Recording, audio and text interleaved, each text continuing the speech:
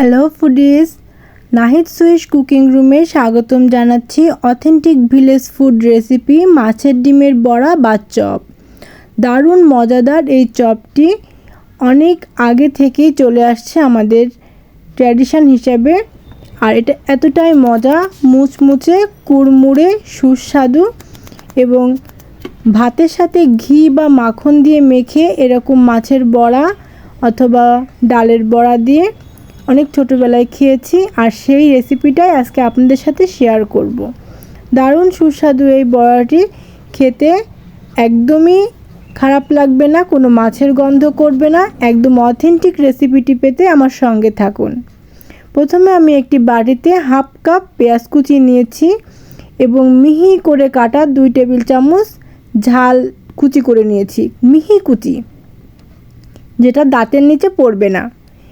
এই পেঁয়াজ এবং ঝালের মধ্যে এবার আমি অন্যান্য মশলা দেব, যেমন এখানে দিয়ে দেব একটু জিরার গুঁড়া, একটু ধনিয়ার গুঁড়া, একটু গরম মশলা, ঝালের গুঁড়া দেব সামান্য একটু কালারের জন্য, সামান্য একটু গোলমরিচের গুঁড়া দেব। আর জিরা গুঁড়াটা হচ্ছে টালা হবে, একটু সামান্য টালা মৌরির গুঁড়া দিব। এগুলো দিয়ে আমি এই পেঁয়াজটাকে খুব সুন্দর করে মেখে নেব। আর সাথে দিয়ে দেব স্বাদ অনুযায়ী লবণ। তো এই মশলাগুলো দিয়ে সুন্দর করে প্রথমে পেঁয়াজটাকে একটু মচকে মাখিয়ে নিতে হবে, যাতে পেঁয়াজটা নরম হয়ে যায়। পেঁয়াজটা কিন্তু আমি কিমা করে নিয়েছি, কুচি করে নিইনি। কিমা মানে ঝালটা যেরকম একদম মিহি দানার মতো করে নিয়েছি, পেঁয়াজটাও ঠিক ততটাই কুচি করে নেওয়ার চেষ্টা করেছি। এগুলো মাখানো হয়ে গেলে আমার এর মধ্যে আমি লবণ দিচ্ছি। লবণ দেওয়ার পরে এটা কিন্তু আরও নরম হয়ে যাবে। আমার রান্নার প্রত্যেকটি স্টেপ ফলো যদি করে থাকেন তবে অবশ্যই আসল টেস্টটি পাবেন। এবং এত সুন্দর মাছের বড়া যেটা হবে সেটা যে জীবনে খায়নি সেও খাবে, এটা আমি গ্যারান্টি দিয়ে বলবো। এবং একদমই কোনো মাছের গন্ধ করবে না। এত সুন্দর বড়া যা আমার কাছেও অনেক মজা লাগে। কিন্তু এখানে আমি মাছের ডিমের অর্ধেকটা নিয়েছি, অনেক বড় একটা ডিম, আমার প্রয়োজন মতো নিয়েছি। আপনারা আপনাদের প্রয়োজন মতো নিয়ে নেবেন। আরেকটা কথা, এখানে আমি সামান্য একটু টেস্টিং সল্ট ব্যবহার করেছি, এটা একদমই অপশনাল।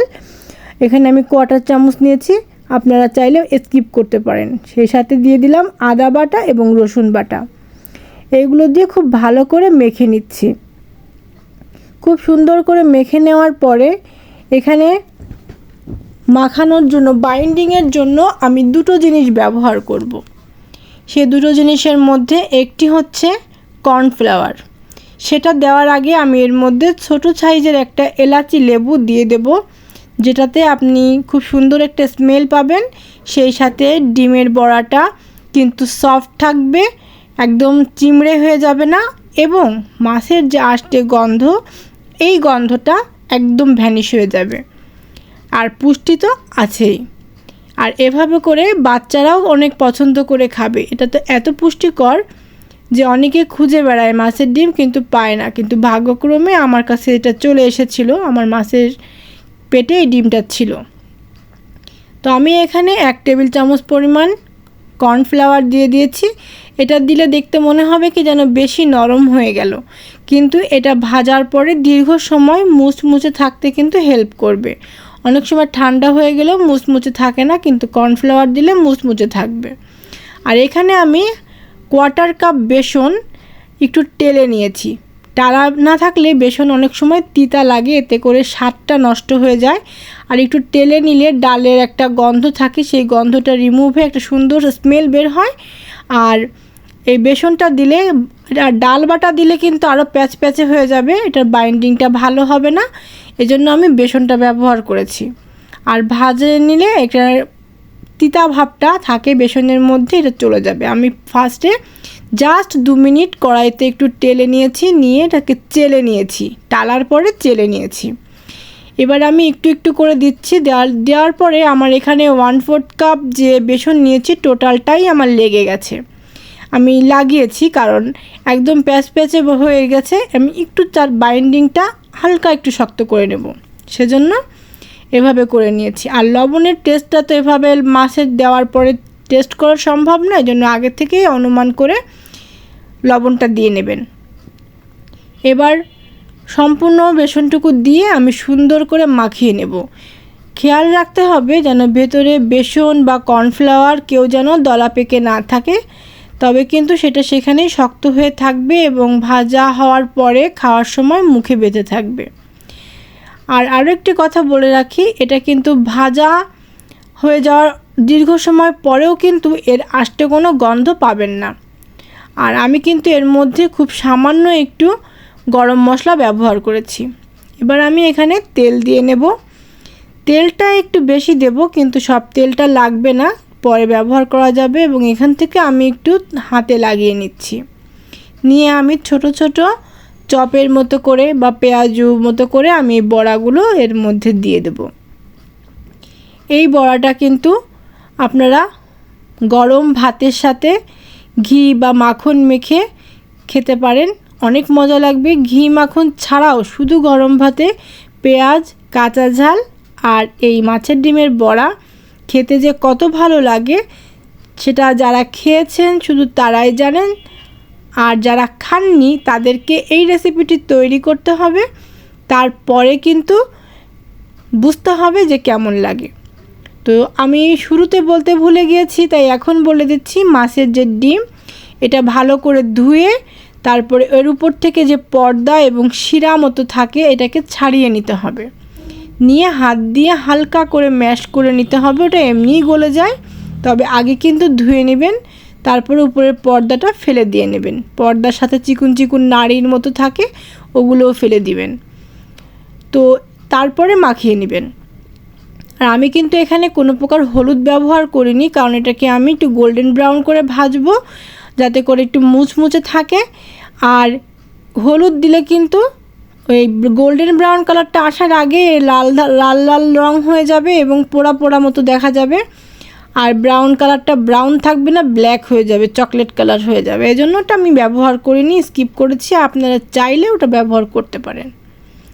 আর এই বড়াটা চাইলে আপনারা ভুনা করেও খেতে পারেন, কোনো একটা গ্রেভি তৈরি করে গ্রেভিতে দিয়ে কিছু সময় রান্না করে জিরার গুঁড়ো ছিটিয়ে নিতে পারেন। এটা আমি একটা অপশন বলে দিচ্ছি, তবে আমি কখনো এভাবে রান্না করে খাইনি, আমার ভালো লাগে না। আমার কাছে এই ভাজাটাই খুব ভালো লাগে।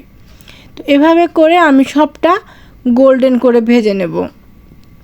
এটা এতটাই মুচমুচে, এতটাই সুন্দর, বিকালে চায়ের সাথে নাস্তা হিসাবেও যেমন পুষ্টিকর নাস্তা হয়, আবার চাইলে আপনি গরম ভাতের সাথেও খেতে পারেন। আবার কি জানেন, পরোটা করে যদি তার সাথে কাবাবের মতন ভেতরে দিয়ে খাওয়া হয় সেটাও কিন্তু অনেক মজা। আমি কিন্তু সব রকমই খেয়েছি, আর সেই কথাগুলোই আপনাদের সাথে শেয়ার করছি যে কিভাবে খেলে কেমন মজা লাগে। তো ভিউয়ার্স, আমার চ্যানেলে যদি সাবস্ক্রাইবার হয়ে থাকেন তবে ভিডিওটি দেখে লাইক করে দিবেন, কেমন লাগলো জানিয়ে একটি কমেন্ট করে দিবেন। আর যদি আমার সাবস্ক্রাইবার না হয়ে থাকেন তবে আমার প্লেলিস্টগুলো দেখুন। আমার রান্না যদি ভালো লেগে থাকে তবে আমাকে একটা সাবস্ক্রাইব করে দিবেন এবং বেল আইকনে ক্লিক করে পাশে থাকবেন। আমার রান্নাগুলো সাধারণত আমার ঘরোয়া রান্না, বাঙালি রান্না। আর এই রান্নাগুলো সাধারণত ফেসবুকে বা ইউটিউবে কেউ এ ধরনের রান্না করে না, আমিই করছি। ভালো ভালো রান্না তো অনেকেই করে দেখাচ্ছে, তো আমি না হয় একটু রেগুলার রান্নাগুলো করি, যে রান্নাগুলো সচরাচর আমরা করতে পারি না অনেকে। যারা নতুন রাঁধুনি, যারা নতুন বিয়ে করে সংসার করছে, অনেকেই কিন্তু এ ধরনের রান্নাগুলো হাতের কাছে আসলে, উপকরণগুলো আসলে তারা ম্যানেজ করতে পারে না। তো আমি সেজন্যই কিন্তু এই রান্নাগুলো আমি করে থাকি। তো আপনাদের ভালো লাগলে আপনাদের লাইক কমেন্ট আশা করছি। তো আমার এখানে এই বড়াগুলো ভাজা হয়ে গেল, এগুলোকে আমি তেল ঝরিয়ে তুলে নিচ্ছি। আর এটা হচ্ছে ফ্রাইং প্যান, যার কারণে আমি এখানে কোনো ছাকনা ব্যবহার করছি না, কারণ এটা অতটাও গভীর না, এজন্য আমি এভাবে করে তুলে নিচ্ছি। এভাবে করে তুলে একটা টিস্যুর উপর রাখলে কিন্তু বাকি তেলটা শুষে নেবে। এবার বাকিগুলো আমি দিয়ে দেব। আমাদের পরিবারের লোক সংখ্যা অনুযায়ী আমি যেটা বানিয়েছি এটা একদমই এনাফ। আর আপনাদের দরকার হলে আপনারা আরও করে নেবেন। কিন্তু এটা এতটাই মজাদার, যার একবার মজা লেগে যাবে সে কিন্তু অনেক খাবে। আর এই জন্য যখন মাথায় রাখবেন যে আপনি যখন বানাবেন তখন আপনার জন্য কিন্তু কয়েক পিস সরিয়েই রাখবেন, না হলে কিন্তু কষ্ট করে বানানোর পরে আর পাবেন না। এতটাই মজাদার আর সুস্বাদু। মাছের ডিম বা মাছের আঁশের কোনো গন্ধ এতে তো নেই, বরং খেতে এতটাই সুস্বাদু, এতটাই ঘ্রাণ যে আপনি নিজেই পাজল হয়ে যাবেন যে আপনি এটা কী বানিয়েছেন, আসলেই কি মাছের ডিমের বড়া নাকি অন্য কিছু। তো ভিউয়ার্স, এই হচ্ছে আমার আজকের রেসিপি। আমার আজকের রেসিপি হচ্ছে একদম অথেন্টিক, একদম ভিলেজ ফুড স্টাইলের রান্না। আমরা আমাদের দাদি নানিদের যেরকম রান্না করতে দেখেছি ঠিক সেভাবেই এই বড়াটা করা। আর এটা কিন্তু এখন আমরা স্ন্যাক্স হিসাবে বিকালে চায়ের সাথে খেতে চাই, কিন্তু এটা কিন্তু আগে সবাই গরম ভাতে বড়া হিসাবেই খেত। তো যাই হোক, রান্নাটা যদি ভালো লেগে থাকে তবে পাশে থাকবেন আর আমার জন্য দোয়া করবেন। দেখা হবে পরবর্তীতে অন্য কোনো রেসিপি নিয়ে। ততক্ষণ পর্যন্ত সুস্থ থাকবেন, ভালো থাকবেন। আল্লাহ হাফেজ।